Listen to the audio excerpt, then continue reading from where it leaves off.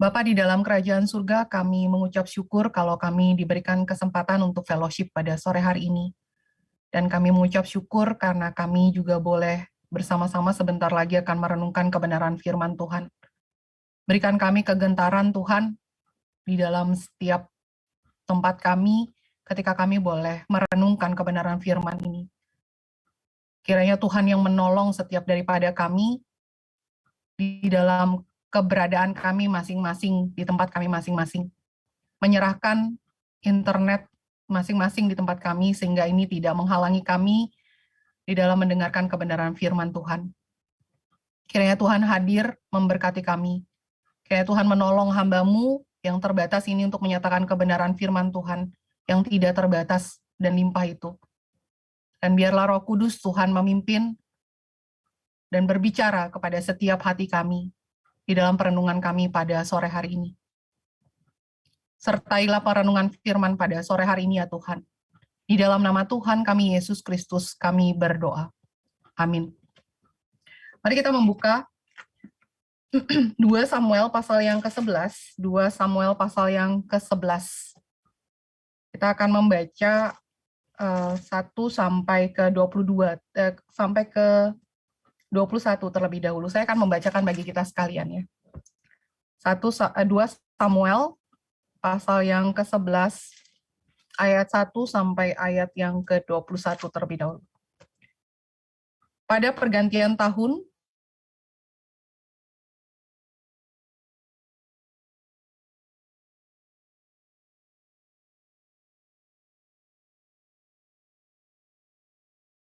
Raba, sedang Daud sendiri tinggal di Yerusalem.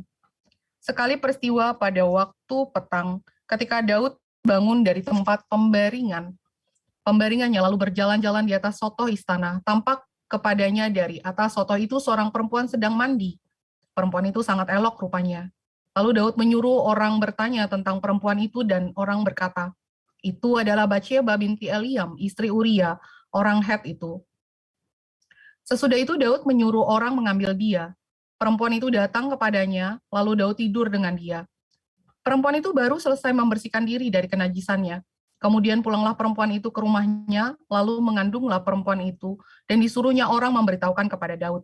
Demikian, aku mengandung. Lalu Daud menyuruh orang kepada Yoab mengatakan, suruhlah Uria orang Het itu datang kepadaku. Maka Yoab menyuruh Uria menghadap Daud. Ketika Uria masuk menghadap dia, bertanyalah Daud tentang keadaan Yoab dan tentara dan keadaan perang.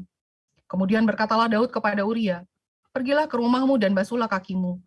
Ketika Uria keluar dari istana, maka orang menyusul dia dengan membawa hadiah raja.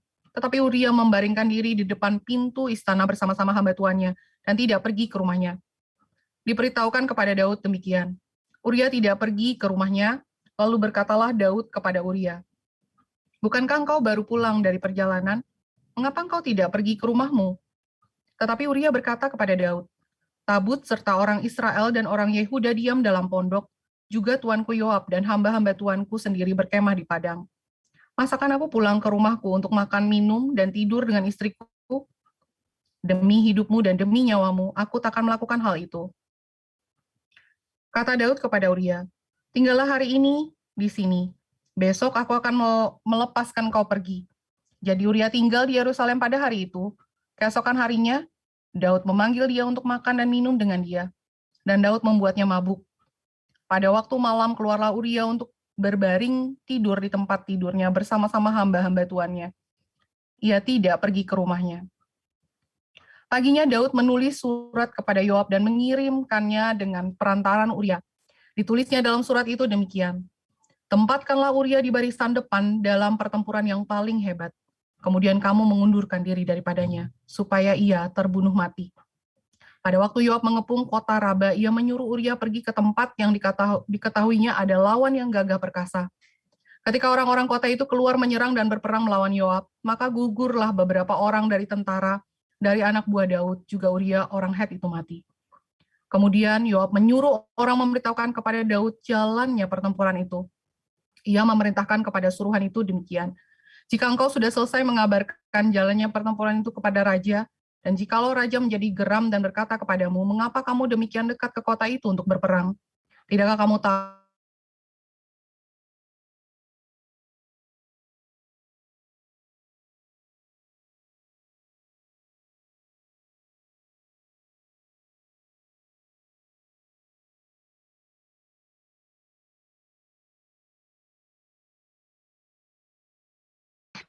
sampai di sini dulu pembacaan kita ya. Kisah ini mungkin adalah kisah yang paling terkenal gitu ya. Mungkin semua dari kita akan tahu cerita ini. Tapi di awal bagian ini mungkin saya akan memberikan satu kalimat pengantar. Mengatakan demikian, semua hal baik akan berakhir.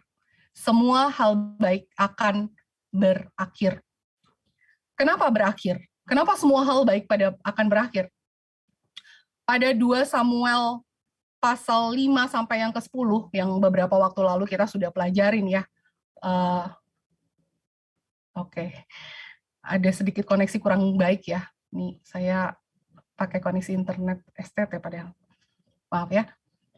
Pada 2 Samuel pasal 5 sampai 10 tentang masa-masa keemasan Daud gitu ya, dicatatkan ada begitu banyak kemenangan-kemenangan yang gemilang gitu ya, yang wow banget gitu. Kemenangan demi kemenangan. Lalu kalau kita lihat yang kemarin gitu ya, beberapa minggu yang lalu, bagaimana seorang raja Daud itu menyatakan tentang Hesed gitu ya, kasih setia kepada Mephiboset, lalu kepada Hanun. Hal ini pasti akan membuat kita akan kagum pada sosok ini gitu, sosok raja yang seperti ini. Kita akan langsung mengagumi sosok ini. Kita akan bilang dan kita akan mengatakan seperti ini, wah ini nih sosok raja yang benar-benar berkenan di hati Tuhan. Tetapi terlepas dari semua pencapaian gemilang dan keluasan hati Daud pada pasal sebelumnya, kita bersyukur gitu ya, kita bersyukur kepada Tuhan bahwa Alkitab kita itu mencatat dengan jujur bagian yang paling gelap di dalam kehidupan Daud. Pasal 11 ini merupakan pasal yang menjadi satu titik balik paling penting di dalam menyusun kembali kehidupan dan pemerintahannya Daud. Dan kita akan menemukan ada pergeseran dari kehidupan Daud di pasal yang dengan pasal-pasal yang sebelumnya. Kita akan melihat ada pergeseran dari kemenangan kepada kesedihan pribadi. Dari kehidupan penuh berkat kepada kehidupan yang nanti akan ada penghukuman dan kutuk. Karena apa? Semua itu karena dosa di dalam kehidupan pribadi Daud. Salah satu era terbaik dari hal-hal baik itu akan berakhir.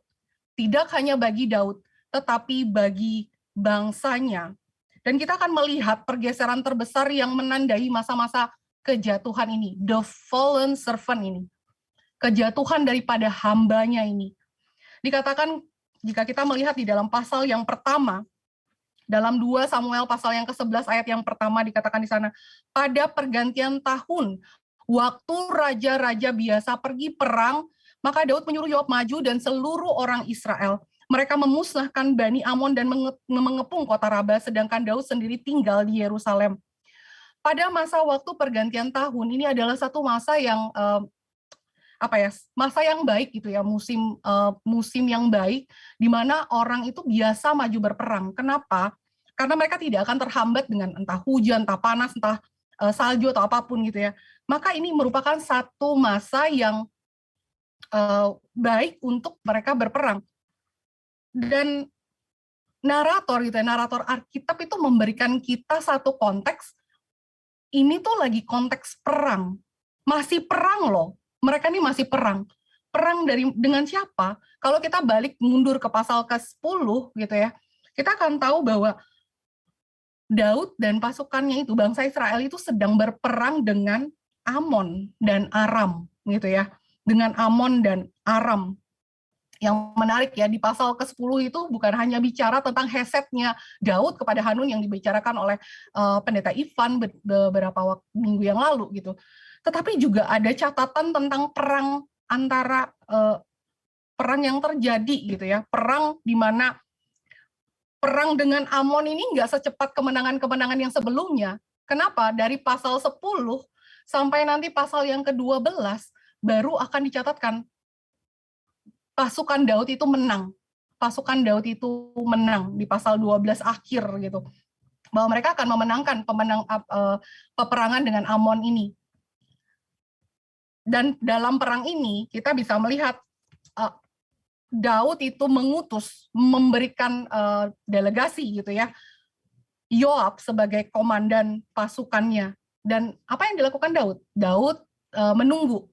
Sebenarnya strategi perang seperti ini tuh biasa gitu ya. Kalau kita baca di 2 Samuel 10 tadi ya, 10 ayat 7, kita sedikit mundur, kita melihat konteks 2 Samuel 10 ayat 7, bahwa Daud itu menunggu. Dia dengan pasukan utamanya tuh menunggu, kirimkan dulu Yoab dengan pasukannya, serang, kalau sampai mereka kalah, terpukul kalah, Daud akan maju bersama pasukan utamanya untuk pukul kalah balik gitu ya.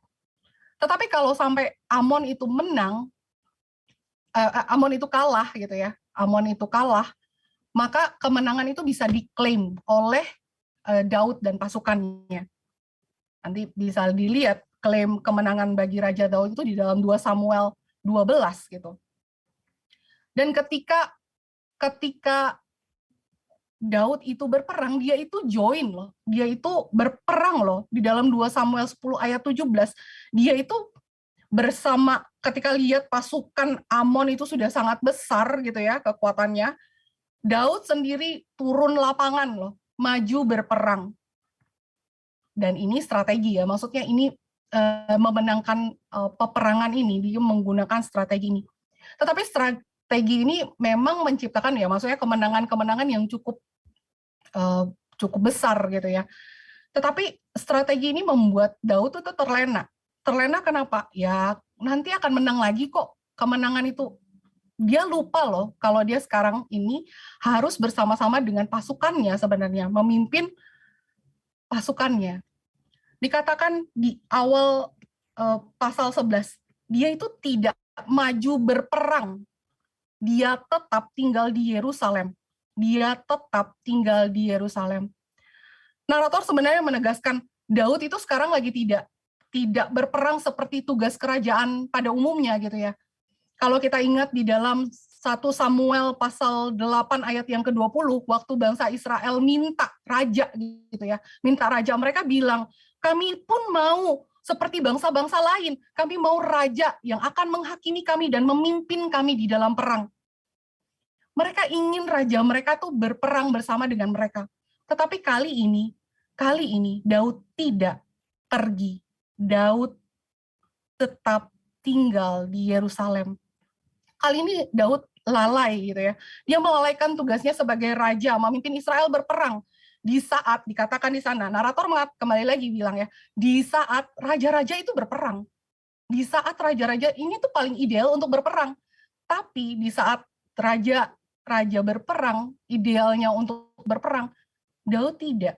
Daud stay at home. Stay at home. Salah satu komentator mengatakan bahwa pengabaian tugas Daud ini itu sebagai penyebab dari latar belakang dosanya Daud. Pengabaian tugas Daud sebagai raja ini penyebab latar belakang dosanya Daud. Kenapa? Di saat dia stay at home, apa yang dia lakukan? Dia tidur di pembaringannya nyaman saat Yoab dan seluruh Israel, dikatakan di sana, seluruh Israel berada di medan perang. Kemenangan-kemenangan sebelumnya itu membuat dia benar-benar santai gitu ya. Ya udahlah, nanti pasti menang kok. Itu mungkin pikir Daud. Ini nanti berbanding banget terbalik kalau kita lihat di ayat selanjutnya. Bagaimana dengan Uria? Uria tuh pergi berperang lalu kan dipanggil lagi gitu ya. Dipanggil lagi. Uria itu tidak mau tidur pulang ke rumahnya loh. Uria itu tidak bisa tenang balik makan minum atau tidur sama istrinya loh. Dia itu tetap tidur di pintu rumah raja bersama semua hamba. Dia tidak balik ke rumahnya. Di ayat 9-11 kita akan lihat ada kontras gitulah. Daud santai, tidur, tenang-tenang di sana, sedangkan pasukannya berperang, lalu dikontraskan dengan Uria yang dia itu pulang dari perang, dia pun nggak pulang ke rumah. Dia pun tidak pulang ke rumah di sana. Karena Uria mengetahui Tabut dan Israel Yehuda itu diam di pondok, dan tuanku Yoab dan hamba-hamba tuanku itu berkemah di lapangan terbuka. Dia mau bilang gini, bagaimana mungkin aku bisa santai-santai makan minum, leha-leha gitu ya, santai-santai, sedangkan Yoab dan bangsa Israel lainnya itu sedang berperang. Uria nggak ambil tempat nyaman. Uria punya dedikasi yang begitu besar, karena dia tahu pasukannya sedang berperang di sana dengan Yoab. Kalau kita ingat lagi, pada saat misalnya Daud itu berada di dalam pelarian, dia tidak bisa berhenti loh mohon pertolongan Tuhan. Tetap pada saat dia dikejar-kejar juga bahaya. Daud itu nggak bisa tidur dengan tenang loh.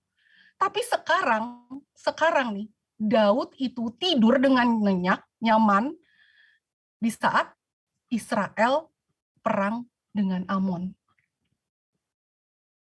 Mungkin pikirnya seperti ini, nanti akan menang. Seperti kemenangan Israel sebelumnya. Di sini kita bisa lihat ya, ada pengabaian ya, ada pengabaian. Mengabaikan apa? Mengabaikan tugasnya sebagai seorang raja. Waktu dia mengabaikan, dia tidak lagi memikirkan rakyatnya pada saat itu. Dia menikmati tidurnya, dia menikmati pembaringannya yang nyaman, yang benar-benar kontras dengan Uria yang memikirkan pasukannya di sana, Israel dengan Yoab itu sedang perang. Uria tidak melakukan itu, tapi Daud melakukan itu. Dia mengabaikan, dia terlena. Daud terlena dengan kemenangan-kemenangan sebelumnya yang membuat dia tuh jadi rentan sebenarnya untuk berdosa. Dia tidak lagi bergantung kepada Tuhan kali ini. Dia melalaikan tugas perangnya itu, maju berperang. Dia pilih tidur di istananya. Dia mulai longgar. Karena dia percaya, oh kemenangan akan didapatkan. Pasukanku kuat kok. Nanti mereka bisa menang. Pada saat seperti inilah, hati nurani akan firman Tuhan longgar, maka dosa akan menguasai. Saudara sekalian, waktu kita mengabaikan sesuatu ya, mengabaikan tugas kita, tanggung jawab kita sebagai seorang misalnya umat Tuhan gitu ya, mengabaikan relasi kita misalnya dengan Tuhan, kita mengabaikan pembacaan firman Tuhan, kita mengabaikan relasi doa kita dengan Tuhan, kita tidak lagi bergantung kepada Tuhan, atau kita hidup nyaman-nyaman saja saat ini. Kita tidak ada apa-apa, semuanya bisa makan, semuanya bisa enak, semuanya bisa dilakukan, semua bisa didapatkan. Saya duduk di sini, semuanya bisa ada, makanan sudah tersedia, semua di dalam kondisi yang nyaman. Semua terlena di dalam kondisi itu. Tetapi ketika kita terlena dengan kondisi itu, dan kita mengabaikan sesuatu hal yang penting di dalam peperangan rohani kita, pada saat itulah dosa akan menguasai kita. Ketika hati kita tidak berpaut kepada Tuhan lagi, ketika hati kita tidak mengabaikan relasi bersama dengan Tuhan, pada saat itulah dosa akan menguasai kita. Ini hal yang pertama yang mungkin kita bisa renungkan. Ada pengabaian. Mengabaikan apa? Mengabaikan tugasnya. Daud terlena dengan kemenangannya karena dia tidak lagi bergantung kepada Tuhan. Karena dia melihat pasukannya cukup kuat. Dan dia bisa tidur dengan tenang. Dia mengabaikan itu semua. Dia mengabaikan apa yang seharusnya dia kerjakan untuk rakyatnya. Ini yang pertama. Yang kedua, apa yang membuat penyebab Daud itu berdosa, yaitu kekuasaan. Mari kita melihat di dalam ayat yang kedua, dikatakan di sana, Sekali peristiwa pada waktu petang, ketika Daud bangun dari tempat pembaringannya, lalu berjalan-jalan di atas sotoh istana, tampak kepadanya dari atas sotoh itu seorang perempuan sedang mandi. Perempuan itu sangat elok rupanya.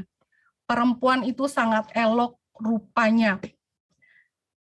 Kita bisa bayangkan ya, seorang raja lagi santai duduk naik ke atas atap ya, sotoh ke atap istananya, lalu dia lihatlah pemandangan semua yang ada di atas itu.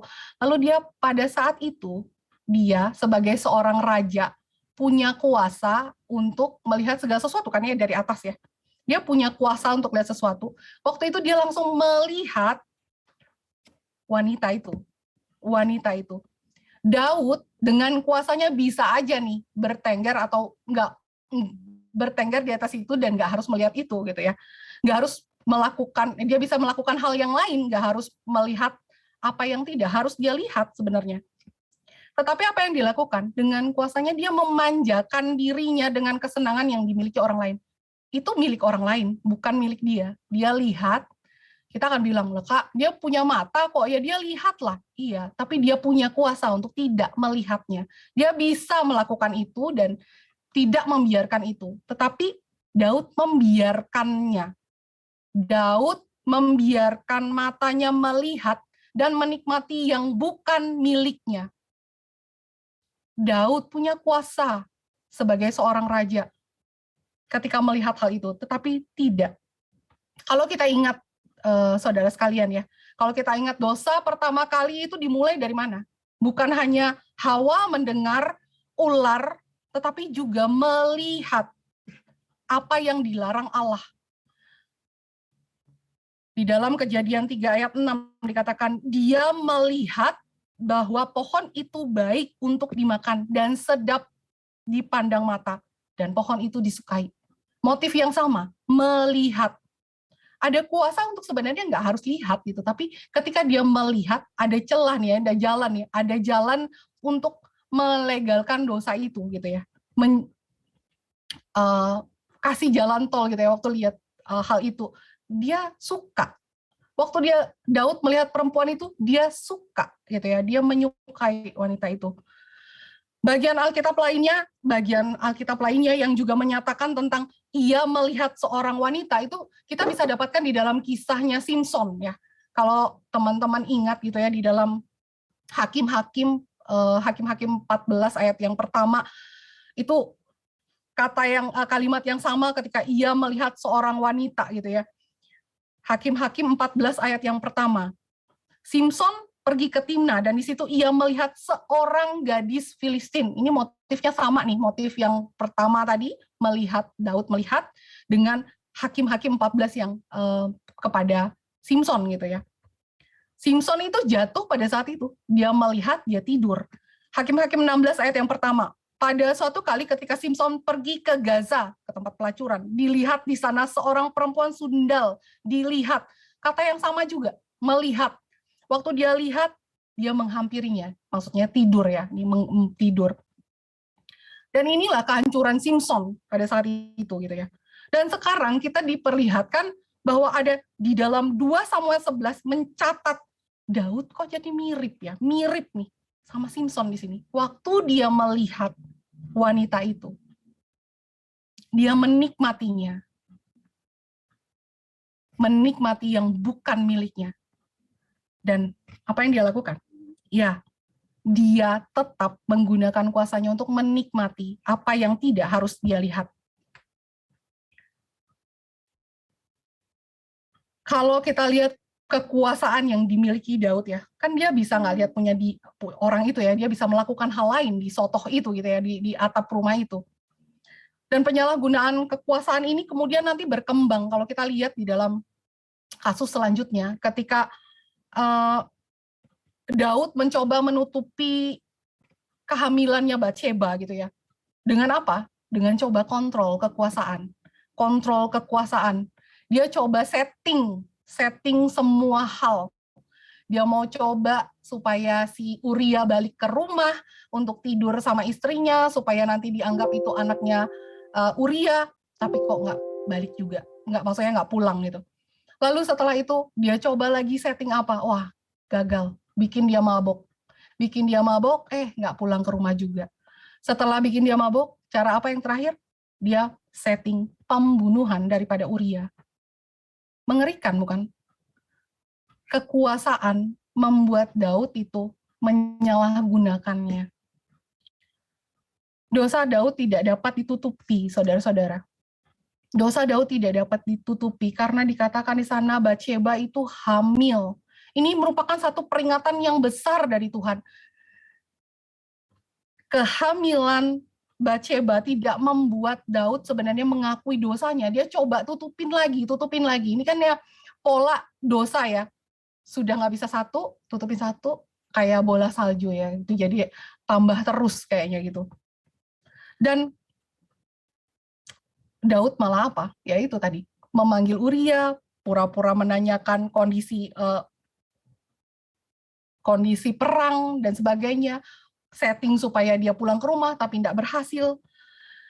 Tetapi apa yang terjadi? Kita bisa melihat satu kualitas yang berbeda dengan Uria. Ini ada satu kontras lagi.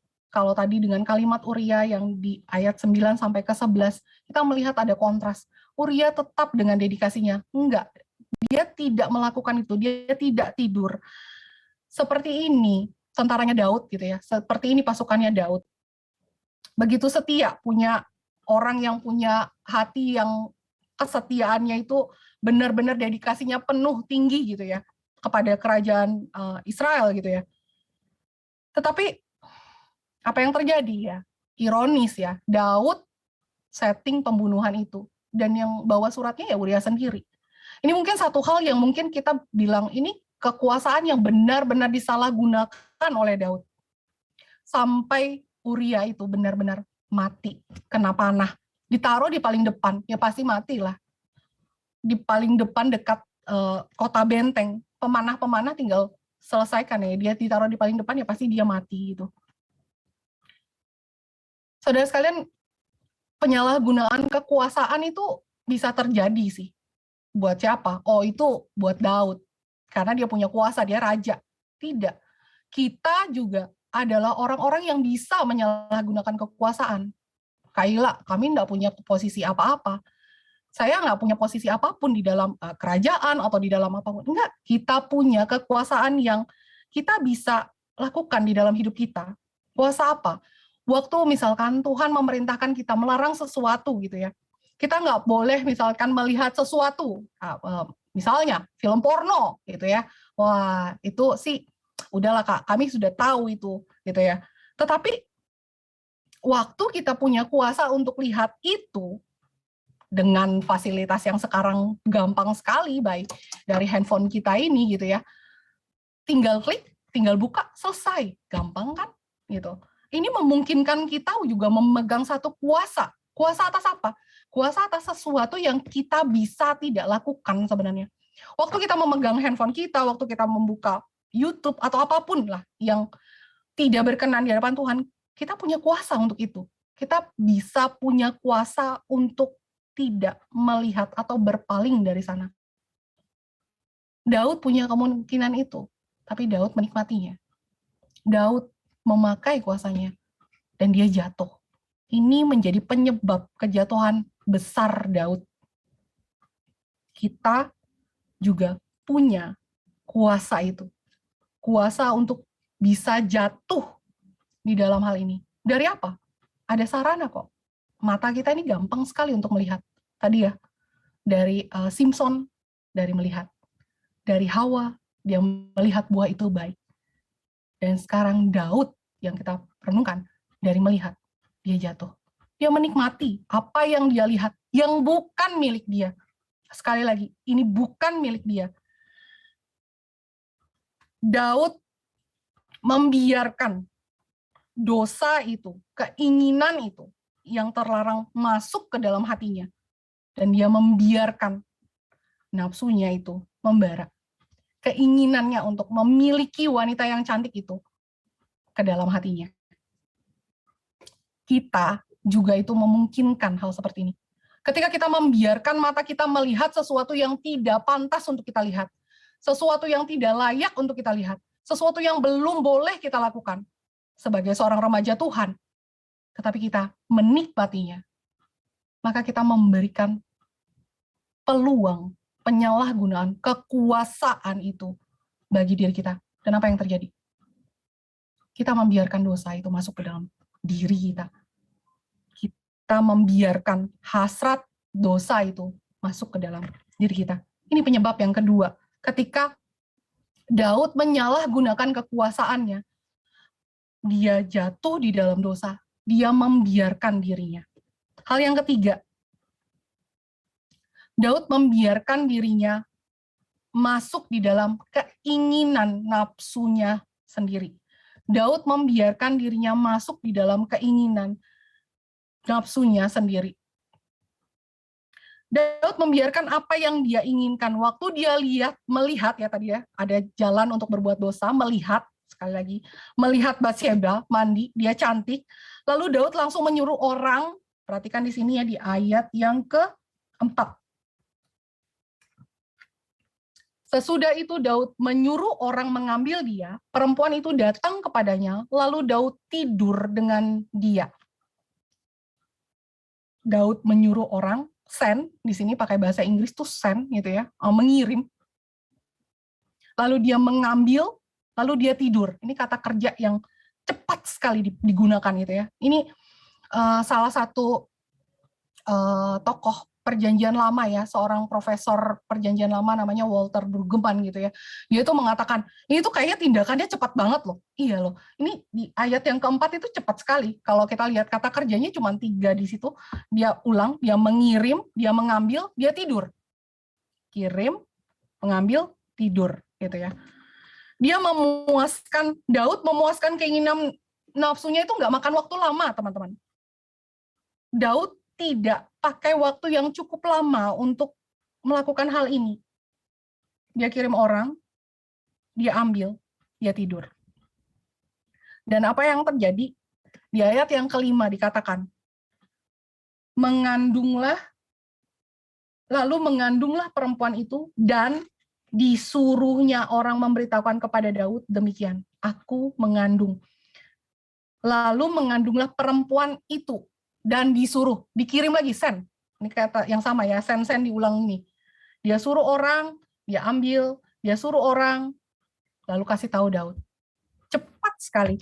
Nggak ada kata, nggak ada tidak ada hal yang lain dari tindakan ini. Nggak ada percakapan kayaknya, nggak ada tanda-tanda apa gitu yang kayaknya ada bumbu-bumbu ini bisa dikembangin gitu ya. Kalau misalkan dibuat drama tuh kayaknya bisa dikembangin gitu. Enggak, tidak ada itu gitu. Itu sangat cepat. Maka Brueggemann tadi bilang ya, ini tuh tindakannya tuh cepat banget, kayak buru-buru gitu semuanya tuh, kayak cepat aja semuanya. Kenapa? Karena Daud melampiaskan apa yang dia inginkan, dan itu sangat cepat dikerjakan. Hanya ada apa di sini? Hanya ada nafsu. Hanya ada hawa nafsu pribadi. Tetapi setiap hal ya dari dosa itu pasti ada konsekuensi. Ada konsekuensi. Daud punya kuasa tadi ya. Daud punya kuasa, dia punya kekuatan, dia bisa menolak dosa, tetapi sebenarnya dia melakukannya, dia menikmatinya, melakukan dosa itu. Tetapi dia nggak bisa menghindari yang namanya konsekuensi dosa. Ketika Batsheba mengatakan dan suruh orang, aku mengandung. Konsekuensi yang begitu besar, konsekuensi yang menjadi warning buat Daud. Waduh, ini sudah bikin orang hamil gitu ya. Ini gimana ceritanya, bagaimana? Sebenarnya warning yang besar ini ya, waktu Batsheba hamil ini tuh Tuhan sudah kasih warning kepada Daud gitu ya. Harap dia bisa bertobat, tetapi tidak loh. Warning ini sebenarnya sebelumnya itu sudah sempat dikatakan oleh siapa? Warning untuk jalan supaya Daud itu menghentikan perbuatan dosanya, itu sudah diberikan. Pada saat kapan? Pada saat Daud lihat, lalu dia tanya orang, cari tahu siapa sih itu wanita? Lalu orang yang mengenal dia bilang, oh, perempuan itu Batsheba loh, binti Eliam, istri Uria orang Het. Siapa Eliam? Siapa Uria? Mereka itu anggota pengawal elitnya Daud loh.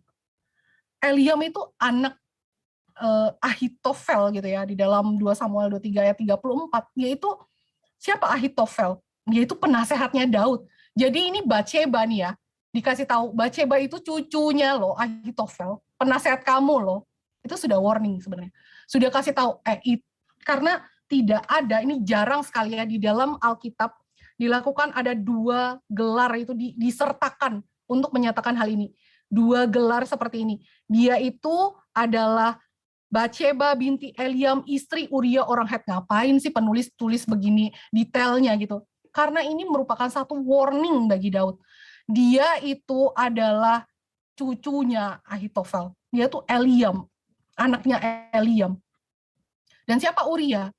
Uria itu top 3-nya pahlawan Daud. Top 3-nya. Top 30 ya, top 30 pahlawan Daud. Sudah ada warning. Dan warning yang paling besar ketika Batseba itu hamil. Itu tidak bisa ditutupi lagi. Siapa yang bisa tutupi? Makanya dia setting kematian, setting supaya Uria itu bisa tidur dengan Batseba. Sudah ada warning yang penting. Tuhan kasih penghalang yang kuat supaya Daud itu tidak berdosa. Tetapi mata melihat Batseba telah mengobarkan apa? Hawa nafsunya, keinginan nafsunya yang tidak dijaga. Sehingga dia maju untuk melanggar itu semua. Daud maju melanggar itu semua. Dia membiarkan dirinya jatuh di dalam dosa. Mari kita membuka di dalam Yakobus 1 ayat 14 sampai 15. Yakobus 1 ayat 14 sampai 15. Bisakah saya meminta Kak Yohana membacakannya? Yakobus 1 14 sampai 15.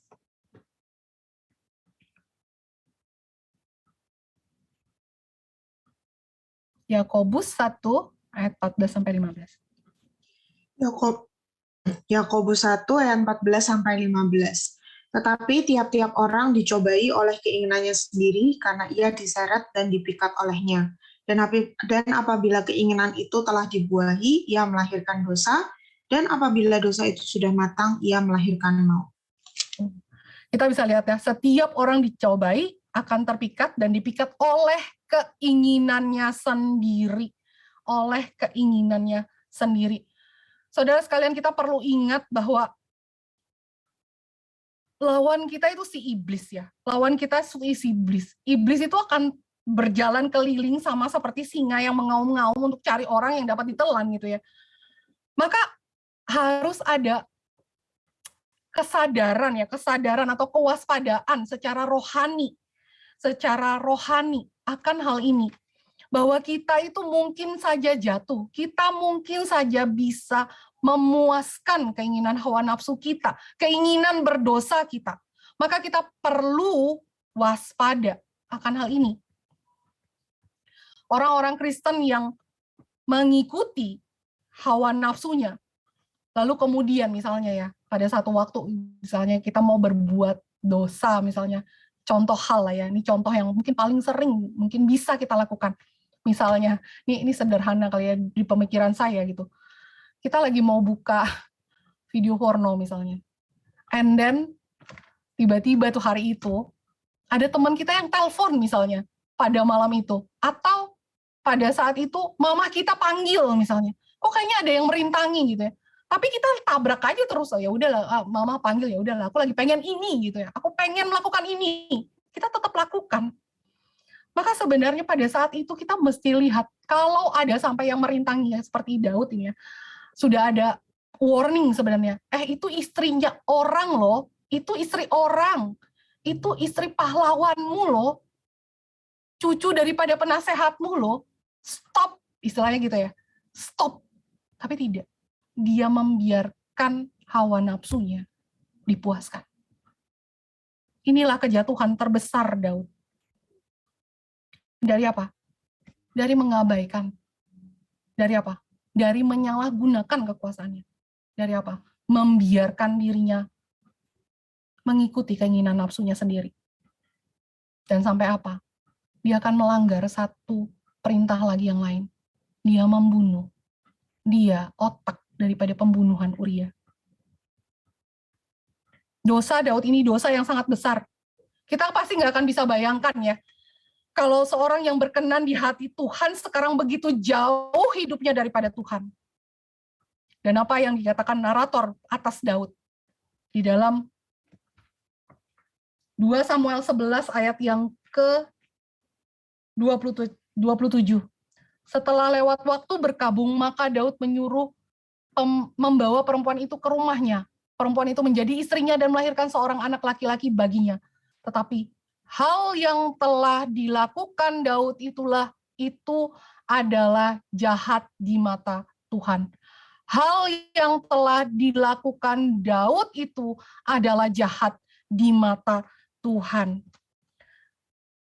Daud mungkin tampak aman karena dia sudah bisa kan bunuh Uria bla bla bla apa segala macam, lalu dia ambil, lalu dia seperti pahlawan bagi Batsheba, seorang yang sedang hamil itu, lalu dia menjadi pahlawan. Tapi Daud tidak dapat menyembunyikan kejahatan dari mata Tuhan yang mengawasi. Daud tidak dapat menyembunyikan kejahatan dari mata Tuhan yang mengawasi. Tidak ada satu dosa pun dapat ditutupi di hadapan Tuhan. Tidak ada satu dosa pun. Ketika kita di dalam kamar, ketika kita sendirian, tidak ada satu dosa pun yang dapat ditutupi dari mata Tuhan yang mengawasi kita. Fakta bahwa dosa itu dicatat sekarang. Dosa yang begitu berani itu dicatat di dalam pasal 11. Dilakukan oleh seorang yang berkenan di hati Tuhan. Mengingatkan kita akan apa? Sifat rusak yang sudah hancur karena kejatuhan manusia di dalam dosa. Dosa Daud memberikan fakta, memberikan bukti nyata bahwa anak Tuhan sekalipun ya, itu bisa jatuh. Maka perlu kewaspadaan. Ketika kita tidak waspada, maka ada satu konsekuensi yang akan melawan Tuhan, yang tidak menghormati Tuhan. Karena alasan ini, kisah jujur Alkitab tentang kejatuhan Daud memperingatkan siapa? Oh, Kaila, itu Daud. Itu Daud, jauh lah. Ini zaman kapan sih Kaila? Tidak. Alkitab ini dituliskan dan diberikan kepada pembaca saat ini. Dan menyatakan kepada kita terus-menerus waspada terhadap satu serangan dosa. Maka tidak mengherankan ketika Paulus menuliskan di dalam 1 Korintus 10 ayat 12. Setiap orang yang menyangka bahwa ia teguh berdiri, berhati-hatilah agar ia jangan jatuh. Jangan sombong. Kita rasa, oh kita tidak bisa berbuat dosa. Kita tidak akan jatuh. Kita tidak mungkin jatuh. Kita imun dari hal itu. Tidak. Kita tidak imun atas dosa. Waspadalah dan datanglah kepada Tuhan. Maka nanti pada pasal selanjutnya, setelah kejatuhan ini, ada satu penyesalan, ada satu pertobatan yang Daud serukan kepada Tuhan. Dan di dalam Mazmur 51, Daud menyatakan betapa isi doa pertobatan Daud itu sendiri. Bukan hanya dosa besar seperti ini, bukan hanya dosa perzinahan Daud dan Batsheba seperti ini yang perlu dibersihkan, yang perlu dibereskan, bukan. Tetapi semua dosa itu, baik yang kecil kah, baik yang besar kah, baik yang terlihat kah, yang tidak terlihat, semua harus dibereskan di hadapan Tuhan. Dan siapa yang dapat membereskannya? Tidak ada satu orang pun. Kita akan lihat, raja yang berkenan di hati Tuhan ini gagal nampaknya. Tapi dengan kegagalan ini, menunjukkan kegagalan, keberdosaan Daud ini, kita menantikan raja yang sesungguhnya. Raja yang akan menghapuskan dosa. Raja yang akan membersihkan dosa kita. Yaitu Kristus. Dari keturunan Daud. Sehingga kita bisa dibenarkan di hadapan Tuhan. Kita perlu sadar bahwa dosa yang dinyatakan di dalam pasal 11 ini adalah satu penyingkapan yang besar buat kita. Bahwa kita tuh boleh lihat orang beriman, orang sebesar Daud mungkin jatuh. Kita pun sangat mungkin untuk jatuh. Maka kiranya kita boleh melihat hal ini. Kita perlu anugerah besar. Kita perlu anugerah besar untuk mengalahkan dosa. Dan kita perlu Kristus menaklukkan dosa-dosa ini. Karena dengan darahnya sendirilah kita dapat memenangkan ini. Kiranya ini yang menjadi kekuatan bagi kita. Menjadi perenungan kita pada sore hari ini. Mari kita bersatu dalam doa.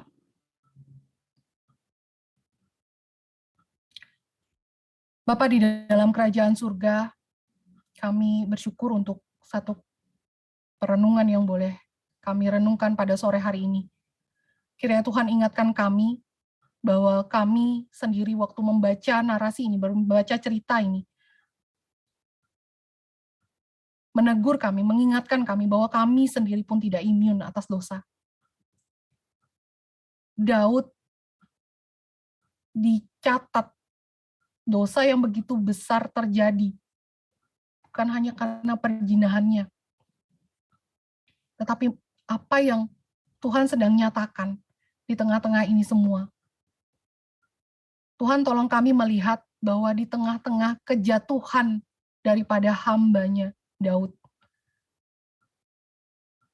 kami juga boleh belajar bahwa ada anugerah yang besar yang Tuhan juga nyatakan untuk menopang janji Tuhan kepada umat-Nya. Ketika raja yang berkenan di hati Tuhan itu jatuh, kami ada pengharapan dengan raja yang kekal, yang sejati, yang dapat menanggung dosa kami, menghapuskan dosa kami. Kiranya dengan pengharapan itulah kami boleh berjalan ya Tuhan. Menolong setiap kami yang mungkin saat ini sedang bergumul di dalam dosa. Kami tidak dapat menutupinya di hadapan Tuhan. Kiranya Tuhan menolong kami. Kami yang boleh menerima anugerah di dalam Yesus Kristus, anugerah penebusan di dalam Yesus Kristus, boleh diubahkan, boleh sungguh-sungguh bertobat, meninggalkan dosa-dosa kami. Berbelas kasihlah ya Tuhan bagi setiap kami. Setiap kami yang mendengar sore hari ini. Setiap kami yang sedang bergumul di dalam dosa. Tolonglah kami ya Tuhan. Pimpinlah kami agar kami hidup berkenan di hadapan Tuhan. Sebagai remaja-remaja Tuhan yang sungguh-sungguh berkenan di hadapan Tuhan. Tolong kami yang lemah ini Tuhan. Pimpinlah kami dan berbelas kasihanlah bagi kami. Dan kiranya perenungan hari ini membawa kami terus ingat, menegur kami, mengingatkan kami. Di tengah kejatuhan, ada anugerah yang begitu besar yang sudah diberikan melalui Yesus Kristus, Tuhan kami. Terima kasih untuk waktu yang Tuhan sudah berikan. Kiranya Tuhan memimpin waktu-waktu kami selanjutnya di dalam belas kasih Tuhan. Di dalam nama Tuhan kami Yesus Kristus, kami berdoa. Amin.